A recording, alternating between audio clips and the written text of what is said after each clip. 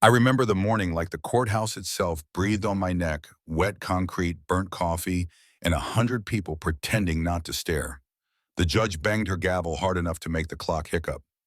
"You in the back," she said, pointing past the counsel tables as if she were plucking a weed. "Stand up, you don't belong here." I stood. Black coat damp at the shoulders, briefcase down by my left shoe, palms open. "Is there a problem?" "Your Honor," I asked, steady, not loud, not soft, just enough for the microphone to catch it. Her name was Judge Celeste Harrow, famous in Grayford for running a tight courtroom and a tighter circle of friends. People said she was granite with a law degree. People also say a lot when they don't know where the money goes. She squinted at me, annoyed, not afraid. "Bailiff, remove the defendant until we can have order." Defendant. That word rolled through the room like a bowling ball. A deputy snorted. Someone whispered obstruction like it tasted good. I just breathed and said, "Make sure this is on the record." That line wasn't for show. It was the doorway. Once you step through, there's no going back. They walked me out, Officer Benton with the square jaw and the over-polished boots, Sergeant Klein with the quiet eyes that notice everything and pretend not to. We hit the corridor, that long throat of a hallway that smells like floor wax and old bad decisions. Concrete stairs, wired windows, rain streaking like soundless tears. Obstruction. Huh. Benton smirked. Career ender. Should have stayed out of grown folks' files. You think you're special? Klein added, deadpan. Not a question. A script. I didn't bite. Didn't swallow either. Kept pace. Tapped the crown of my watch, tap, pause, tap, tap, like I was checking time, which I was, just not the way they thought. 2 blocks away, Tessa Reed sat in an SUV with the engine off and the brain-on-fire laptop glowing headset under her hood eyes on the courthouse doors. We'd worked a half-dozen quiet cases together. Today wasn't quiet. Her voice came in my ear low. Signal received. "You sure about phase 2? "Yes," I said. "One word. If you say more, you're trying to convince yourself." Benton pushed the stairwell door with his shoulder. The hinge groaned. "Here's how this works," he told me in the echo. "You sit, you answer, you pray the DA likes you. And if he doesn't," Klein let it hang. I let silence do the heavy lifting. Truth likes silence. It lands better. Downstairs, the holding corridor split cells, to the left interview rooms, to the right exit signs bleeding red on tile.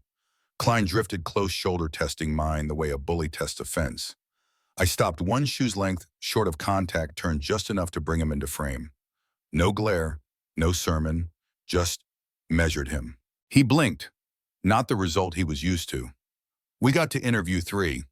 Benton fumbled the key, got it the second try. He blocked the door with his boot and leaned in like he was about to enjoy himself.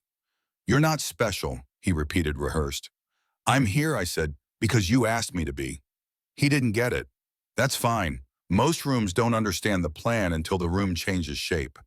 Tessa clicked open a new window. "Full dump uploading," she murmured in my ear. "Cross-checking, offshore. Harrow's signatures on every transfer, 3 shells in Delaware, 1 church charity, in name only a trust in the Caymans that sends money like a boomerang." I closed my eyes for half a breath and saw a hallway from 2 years ago, bad raid, bright lights, my partner bleeding out on cold concrete. The promise he made me promise back. Justice delayed is never justice denied. I opened my eyes. "This ends today," I said quietly. Upstairs, the gallery creaked as Assistant DA Lena Cruz rose with a packet hugged to her chest like a shield. "Your Honor, I request a brief recess to introduce newly obtained evidence under emergency federal mandate." "Explain yourself," Judge Harrow snapped, ready to swat a fly. "It cannot wait," Lena said. "Delay would compromise justice. The courtroom doesn't always know when a new language is being spoken, but it hears the accent." The door at the back opened. I walked in. Not rushed, not slow. Rain still clinging to my coat like I'd argued with the weather and lost gracefully. The room turned and forgot to breathe. Harrow's gavel cracked the wood. "You dare walk back in here. Sit down or be removed. You're going to want to hear this," I said, stepping to the evidence table. "If you've ever watched a tide come in, how it moves steady, patient, then suddenly the water's around your ankles. Yeah, like that." I flipped open the latches on the briefcase, snap, snap, and laid it out. Ledger's wire trails, sealed affidavits, A bone-black drive with a red tag. Lena pulled a file, checked the seals, looked up. "These are federally verified," she said, voice shaking once, and then finding steel. Harrow's face went pink, then red. "Bailiff seized those files. Place this man in custody." No one moved. The bailiff had the kind of pause you only see when a brain hits a wall. I reached into my coat, not fast, not slow, set a worn leather wallet upright where every lens could see it. "Badge gold clean. Special Agent Marcus Hale," I said. "FBI Organized Crime Task Force." Silence detonated before the noise caught up, clattering pen-choked gasp, a reporter whispering "Holy." Then the rear doors swung wider. Tessa walked in first, 3 agents at her flank, lanyards flashing blue and gold. She held up a sealed packet that might as well have been a mirror. "Your Honor," she said, clipped cold. "No malice. This is a federal warrant for immediate seizure of court financial records and for the arrest of Celeste Harrow on racketeering, fraud, and conspiracy to obstruct justice." The room changed temperature. You could feel it in your chest, pressure shift before a storm. Benton's jaw lost its swagger. Klein stared at his own hands like they were evidence. "This court is not a stage for federal theatrics." Harrow tried brittle. "Not when the court is the subject of the crime," Tessa answered, almost kind, which somehow hurt more. "We're here under Title 18, supported by grand jury subpoenas and an order from the Northern District." Harrow tried to climb a staircase that ended in air. The gavel rolled, bumped a file, and died near the edge of the bench. Nobody rushed to save it. Tessa plugged a cable into the courtroom screen. The monitor woke cold blue on paneled wood. Then my favorite kind of silence fell, the kind that makes room for proof. Audio played Harrow arranging deposits through a maze of shell nonprofits. Her voice businesslike, bored even, like crime was a chore that interrupted lunch. Then the bank statements, her signatures, transfers, skipping through offshore havens like flat stones. Each page hit like a hammer laid gently but firmly on a nail. Someone in the gallery sobbed, small and sudden. Another whispered, "All these years." Reporters stopped performing and started writing like they wanted to get it right. 2 U.S. Marshals stepped forward, not showy, not slow, read the charges with the precision of people who measure twice con. Harrow's back hit the wood panel.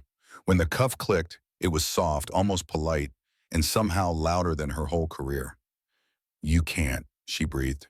"You'll have counsel," Tessa said. "You'll have every right the people you sentenced had." The local officers didn't fight it. The attorneys didn't fight it. Even the ceiling lights seemed to soften.